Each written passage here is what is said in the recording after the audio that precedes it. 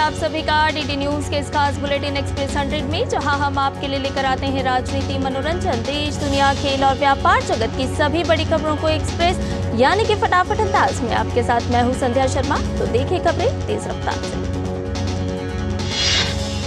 लोकसभा चुनाव के लिए बीजेपी का प्रचार जोर शोर से है जारी। पार्टी के स्टार प्रचारकों में से एक प्रधानमंत्री नरेंद्र मोदी एक के बाद एक ताबड़तोड़ रैली कर रहे हैं। बिहार, बंगाल, मध्य प्रदेश और यूपी के बाद आज पीएम मोदी छत्तीसगढ़ और महाराष्ट्र में करेंगे जनसभा। प्रधानमंत्री की पहली सभा छत्तीसगढ़ के बस्तर में 1:30 बजे है। नक्सल प्रभावित बस्तर की बात करें तो अनुसूचित जनजाति के लिए आरक्षित इस सीट से इस बार बीजेपी उम्मीदवार महेश कश्यप और कांग्रेस प्रत्याशी कवासी लखमा के बीच मुकाबला है।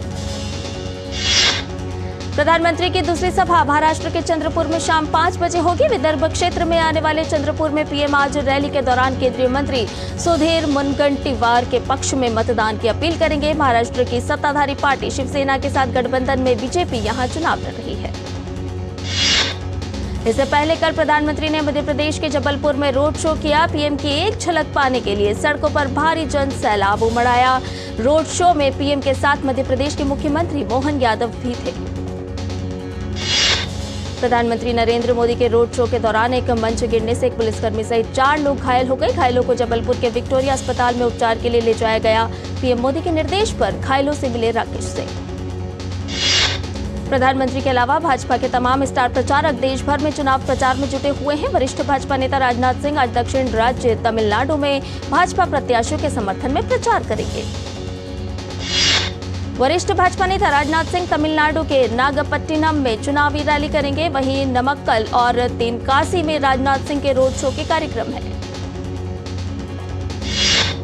भाजपा के राष्ट्रीय अध्यक्ष जेपी नड्डा की आज उत्तर प्रदेश और राजस्थान में जनसभाएं हैं। पश्चिमी उत्तर प्रदेश में रामपुर और बिजनौर में पहले चरण में 19 अप्रैल को मतदान होना है और आज भाजपा के राष्ट्रीय अध्यक्ष जेपी नड्डा यहां जनसभाएं करेंगे। रामपुर के भारत मैदान में दोपहर करीब 12 बजे जेपी नड्डा जनसभा करेंगे तो बिजनौर के धामपुर में दोपहर 1:30 बजे जनसभा को संबोधित करेंगे। वहीं जेपी नड्डा राजस्थान के हनुमानगढ़ के संगारिया में शाम 4:30 बजे एक जनसभा को संबोधित करेंगे। उत्तर प्रदेश के मुख्यमंत्री योगी आदित्यनाथ महाराष्ट्र के वर्धा, भंडारा और नागपुर में आज चुनावी सभा को संबोधित करेंगे। गौरतलब है कि महाराष्ट्र के विदर्भ क्षेत्र के नागपुर और भंडारा में पहले चरण में 19 अप्रैल को मतदान है और वर्धा संसदीय सीट पर दूसरे चरण में 26 अप्रैल को मतदान होना है। महाराष्ट्र के अलावा मुख्यमंत्री योगी आदित्यनाथ आज उत्तराखंड के हल्द्वानी में जनसभा को संबोधित करेंगे। कांग्रेस के पूर्व अध्यक्ष राहुल गांधी आज से मध्य प्रदेश में लोकसभा चुनाव प्रचार की शुरुआत करेंगे। राहुल आज मंडला लोकसभा सीट के अंतर्गत धनौरा में और शहडोल लोकसभा क्षेत्र में जनसभा को संबोधित करेंगे। कांग्रेस नेता और राजस्थान के पूर्व उप मुख्यमंत्री सचिन पायलट की आज राजस्थान के लोकसभा क्षेत्र सीकर, झुंझुनू, जयपुर ग्रामीण और अलवर में चुनावी दौरे का कार्यक्रम है। सचिन पायलट सुबह 11 बजे सीकर में चुनावी सभा को संबोधित करेंगे तो दोपहर 12 बजे झुंझुनू के नीम का थाना में चुनावी सभा करेंगे। दोपहर में 1:30 बजे जयपुर ग्रामीण के आमेर और अलवर संसदीय क्षेत्र में 3 बजे सचिन पायलट चुनावी सभा को संबोधित करेंगे। उत्तर प्रदेश के बरेली में भी लोकसभा चुनाव की सरगर्मियां तेज होने लगी हैं। बसपा सुप्रीमो मायावती के भतीजे और पार्टी के राष्ट्रीय समन्वयक आकाश आनंद आज बरेली में पार्टी प्रत्याशी के समर्थन में चुनावी सभा करेंगे। दूसरे चरण के चुनाव के लिए नामांकन वापसी का है आज अंतिम दिन। 12 राज्यों के 88 लोकसभा सीटों पर 26 अप्रैल को होगा मतदान। निर्वाचन आयोग मतदाताओं तक अपना संदेश पहुंचाने के लिए टर्निंग 18 और यू आर द वन अभियानों के माध्यम से आकर्षक विषयों, लोकप्रिय आइकन और जेनजेट सामग्री का उपयोग कर रहा है। टर्निंग 18 अभियान का मुख्य उद्देश्य आगामी चुनाव में युवा मतदाताओं को आकर्षित करना है। इसका उद्देश्य पिछले चुनाव में शहरी और युवा मतदाताओं की उदासीनता के मुद्दों का समाधान करना भी है। वहीं निर्वाचन आयोग के यू आर द वन अभियान का उद्देश्य चुनावी प्रक्रिया में शामिल विभिन्न हितधारकों के अमूल्य योगदान को स्वीकृति देना है। भारतीय चुनाव आयोग ने अपने सोशल मीडिया हैंडल पर एक वीडियो जारी करके सभी को ये संदेश दिया कि आप एक हैं, बाहर निकलें, मतदान करें और दूसरों को भी ऐसा करने के लिए प्रेरित करें। हमारे चुनावी राजदूत बने और आइए एक साथ चुनाव का पर्व मनाएं। बीजेपी पर पार्टी ज्वाइन कराने का दबाव बनाने के आरोपों पर आम आदमी पार्टी के नेता और दिल्ली सरकार में मंत्री आतिशी को आज देना है चुनाव आयोग को जवाब। पिछले हफ्ते आतिशी ने एक प्रेस कॉन्फ्रेंस के जरिए आरोप लगाया था कि बीजेपी के एक नेता ने उनके एक करीबी से संपर्क साधा है और कहा है कि आतिशी को अपना करियर बचाना है तो वो बीजेपी ज्वाइन कर लें, वरना उनके यहाँ छापा भी पड़ सकता है।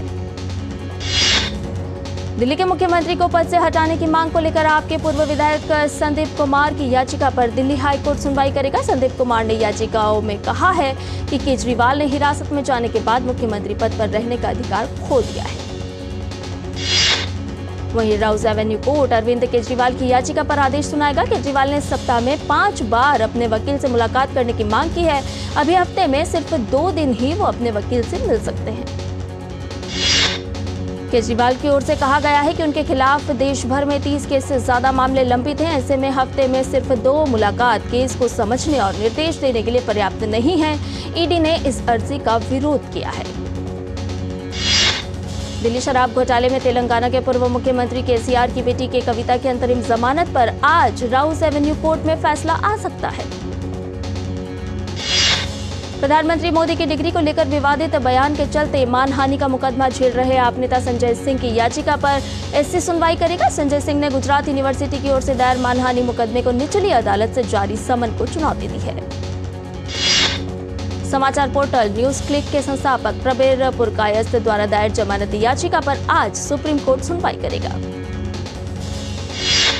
इंडियन कोस्ट गार्ड तटरक्षक बल में महिला अधिकारियों को स्थायी कमीशन देने की मांग वाली याचिका पर एससी सुनवाई करेगा। आईसीजी में 14 साल शॉर्ट सर्विस कमीशन ऑफिसर के तौर पर काम कर चुकी प्रियंका त्यागी नाम की अधिकारी परमानेंट कमीशन न मिलने पर सुप्रीम कोर्ट का रुख किया है। Chief of defence staff general Anil Chauhan आज नई दिल्ली में संयुक्ता एवं एकीकरण पर प्रथम 1 दिवसीय त्रिसेवा सम्मेलन परिवर्तन चिंतन की अध्यक्षता करने वाले हैं। केरल के एर्नाकुलम में कांग्रेस महासचिव केसी वेणुगोपाल ने दावा किया है कि कांग्रेस के नेतृत्व वाली यूडीएफ केरल में जीत हासिल करने जा रही है। इसके साथ ही केसी वेणुगोपाल ने इंडी गठबंधन की केंद्र में सरकार बनने का भी दावा किया है। कांग्रेस सांसद गौरव गोगोई ने असम के जोरहाट में दावा किया है कि देश में भय का माहौल है और भाजपा के आतंक से देश को सिर्फ कांग्रेस ही बचा सकती है। असम में लोकसभा चुनाव के लिए मतदान 3 चरणों में होना है। इस साल का पहला सूर्य ग्रहण आज नासा के मुताबिक करीब 54 साल के बाद सबसे लंबा पूर्ण सूर्य ग्रहण दिखाई देगा। इसकी अवधि 4 घंटे 25 मिनट तक हो सकती है। प्रवर्तन निदेशालय ने मनी लॉन्ड्रिंग के एक मामले में शिवसेना यूबीटी नेता अमोल कीर्तिकर को आज किया है तलब। कोविड-19 महामारी के दौरान खिचड़ी के वितरण में हुई अनियमितताओं से जुड़ा है मामला। राजस्थान के मुख्यमंत्री भजनलाल शर्मा ने कांग्रेस पर बोला हमला। कहा राजस्थान और देश के लोगों में उत्साह है, कांग्रेस के पास कहने के लिए कुछ नहीं है और कांग्रेस झूठ और भ्रष्टाचार के आधार पर काम करती है। महाराष्ट्र के नवी मुंबई में कार्यकर्ता संवाद सभा में एससीपी नेता सुप्रिया सुले ने लिया भाग। कहा हम सभी को एकजुट होकर सभी 48 सीटों पर एनडीए को कड़ी टक्कर देनी है। बिहार के भागलपुर नगर निगम परिसर में लगी भीषण आग। दमकल की गाड़ियों ने मौके पर पहुंचकर आग पर पाया काबू।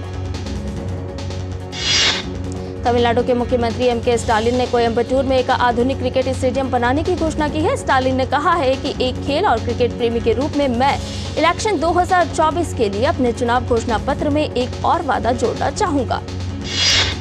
मौसम विभाग ने अनुमान व्यक्त किया है कि आज मध्य प्रदेश के कई जिलों सहित भोपाल के कुछ इलाकों में गरज चमक और तेज हवा के साथ बूंदाबांदी हो सकती है। कहीं कहीं ओले गिरने की भी आशंका है।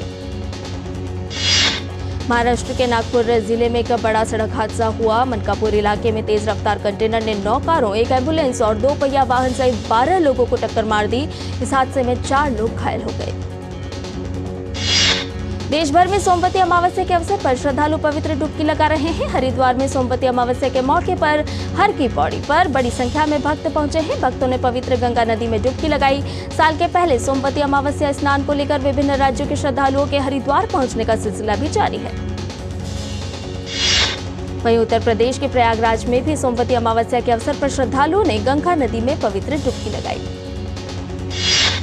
इनविट और आरईआईटी के प्रति निवेशकों की दिलचस्पी बढ़ी। 2023-24 में इनविट और आरईआईटी निवेश सालाना आधार पर 14 गुना बढ़कर 17,116 करोड़ रुपए तक पहुंचा। उद्योग विशेषज्ञों ने कहा कि मौजूदा वित्त वर्ष में भी बुनियादी ढांचा निवेश ट्रस्ट और रियल एस्टेट निवेश ट्रस्ट के बेहतर वित्त पोषण हासिल करने का है अनुमान। बीमा नियामक इरिडा ने अनिल अंबानी की कर्ज में डूबी रिलायंस कैपिटल के लिए हिंदुजा समूह की कंपनी इंडसइंड इंटरनेशनल होल्डिंग्स की समाधान योजना पर जताई आपत्ति। भारतीय बीमा नियामक और विकास प्राधिकरण ने रिलायंस कैपिटल के प्रशासक नागेश्वर राव वाई को हाल में लिखे एक पत्र में कहा कि IIHL की समाधान योजना बीमा नियमों के अनुरूप नहीं है। अडानी ग्रुप भारत के सबसे महत्वाकांक्षी नवीकरणीय ऊर्जा विस्तार और सौर एवं पवन विनिर्माण क्षमता वृद्धि में 2030 तक करीब 2.3 लाख करोड़ रुपए का करेगा निवेश। Adani green energy limited Gujarat में कच्छ के खावड़ा में सौर ऊर्जा और पवन ऊर्जा से बिजली पैदा करने की क्षमता को वर्तमान में 2 गीगावाट से बढ़ाकर 30 गीगावाट करने के लिए लगभग 1.5 लाख करोड़ रुपए का करेगी निवेश। अडानी समूह देश के अन्य जगहों पर 6 से 7 गीगावाट की परियोजनाओं में 50,000 करोड़ रुपए का करेगी निवेश।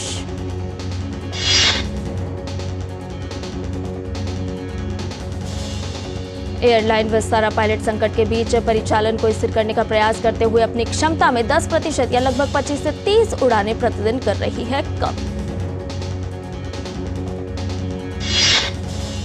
और बुलेटिन में फिलहाल रुकने एक छोटे से ब्रेक के लिए जल्द हाजिर होंगे। आप बने रहिए डीडी न्यूज के साथ।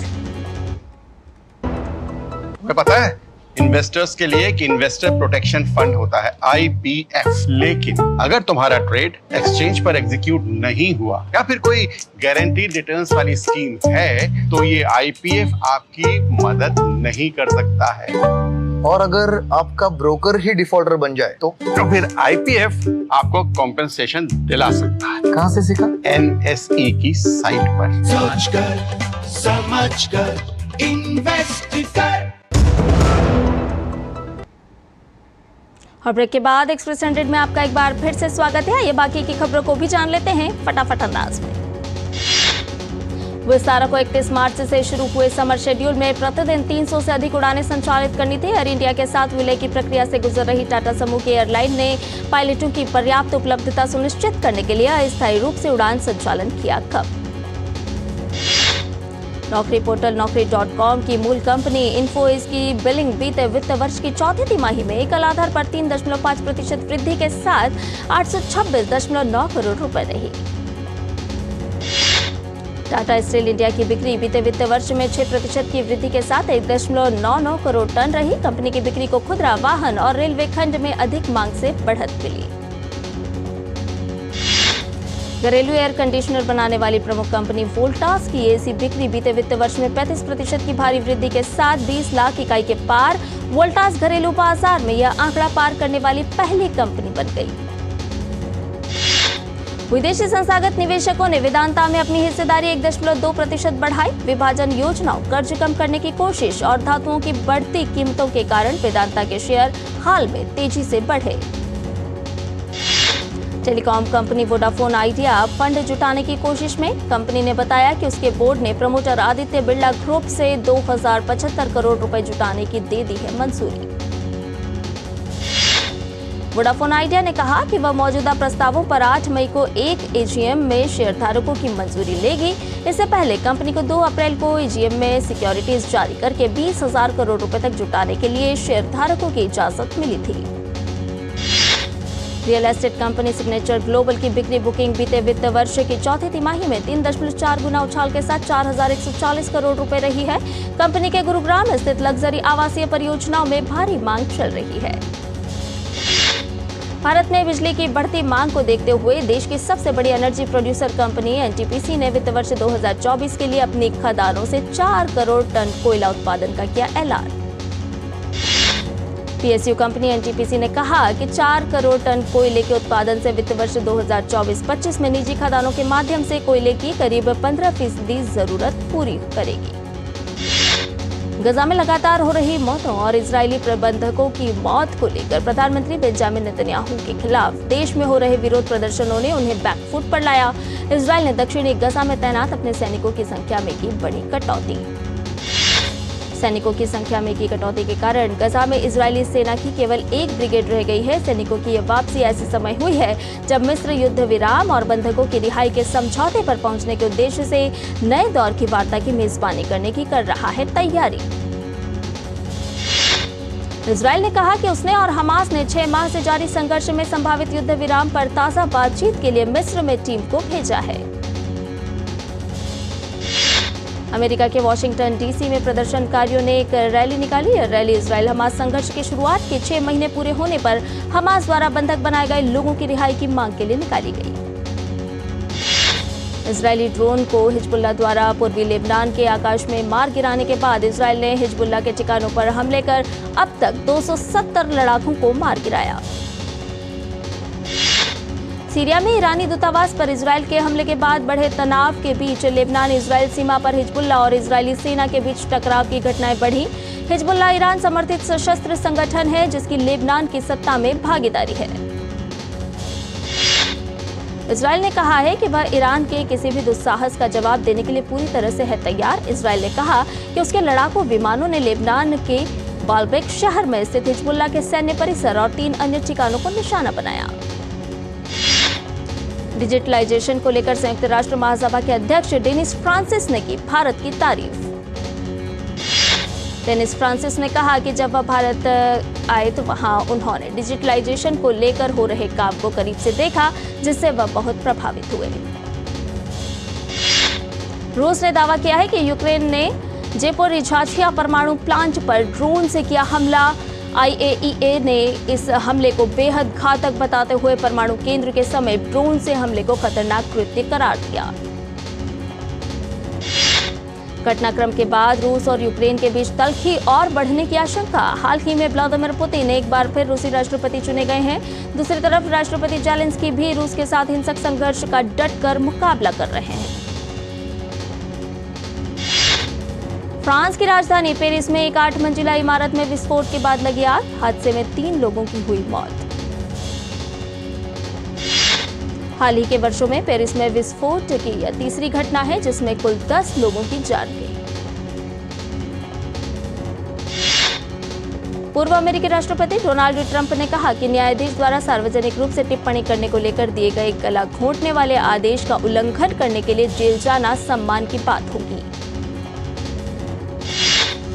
रूस के आरेनबर्ग में आपातकाल की घोषणा। यूराल नदी में जलस्तर बढ़ने से आई बाढ़ के कारण 885 बच्चों सहित 4000 से अधिक लोगों को घर छोड़ने के लिए होना पड़ा मजबूर।